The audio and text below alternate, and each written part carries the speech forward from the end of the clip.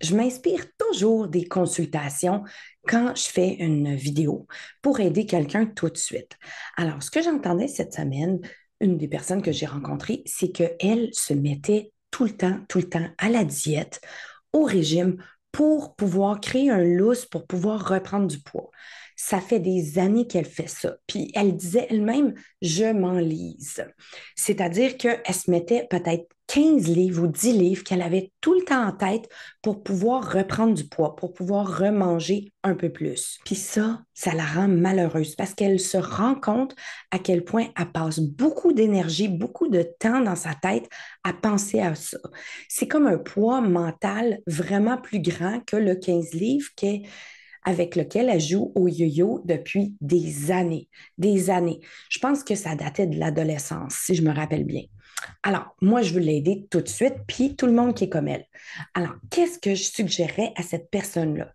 C'est tout simplement réaliser qu'elle n'a pas besoin de se mettre à la diète ou au régime. Parce que les régimes, ça ne fonctionne pas.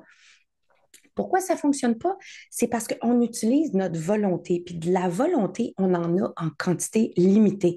C'est-à-dire que chaque nuit, on reçoit un petit peu de volonté. Hein, on remplit notre banque de volonté, mais on ne la remplit pas à 100%. Donc, à chaque jour, on en utilise un petit peu, mais à un moment donné, il n'y en a juste plus. Et là, ça pète. Alors, ça ne sert à rien. Puis en plus, à chaque fois qu'on utilise notre volonté, en disant oh non, toi, je te mangerai pas, puis toi, je te mangerai pas, puis non, il faut que je me prive de tout ça. À chaque fois qu'on fait ça, qu'est-ce qu'on fait? On augmente notre désir de la patente en question. On augmente notre désir des chips ou du chocolat. Pourquoi on ferait ça? On fait juste se saboter encore plus. Puis à chaque fois qu'on perd beaucoup de poids, notre cerveau il est tellement inconfortable qu'il va s'arranger pour nous auto-saboter puis nous en faire reprendre encore plus parce qu'on n'a jamais changé qui on était dans notre tête.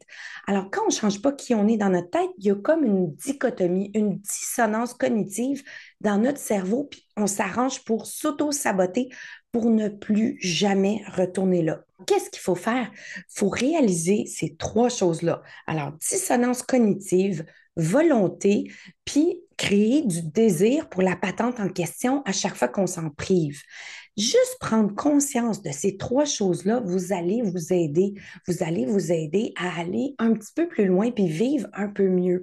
Puis moi, évidemment, si vous venez dans Pour de bon, je vais régler ça pour de bon. Hein? J'adore mon nom pour de bon. En passant, très bientôt, pour de bon va être en anglais aussi, mais j'ai décidé de garder le même nom. Alors, ça va être pour de bon. Parce que c'est tellement cute en anglais aussi de dire pour de bonne. Mais le français va rester mon univers de base.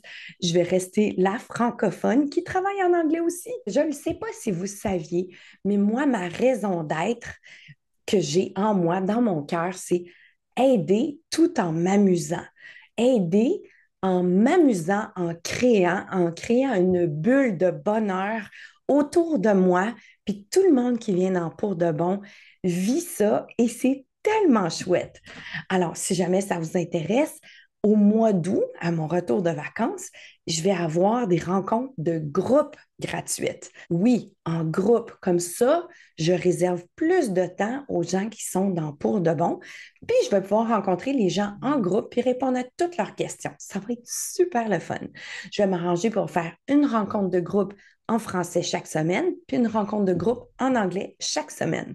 Comme ça, je vais pouvoir aider plus de monde tout en me gardant plus de temps pour mes clients qui sont dans Pour de bon.